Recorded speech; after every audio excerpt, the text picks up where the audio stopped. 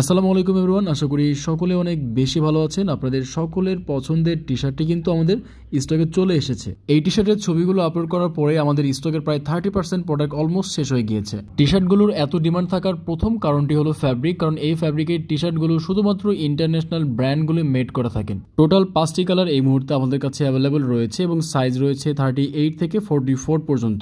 বছরে 2 থেকে 3 বার এই প্রোডাক্টগুলো আমরা পেয়ে থাকি, বাট পেয়ে গেলে আমরা কিন্তু কখনোই মিস করি না, কারণ আমাদের রেগুলার যারা ক্লায়েন্ট রয়েছে তারা কিন্তু এই প্রোডাক্টগুলো সবসময় আমাদের কাছে চেয়ে থাকেন।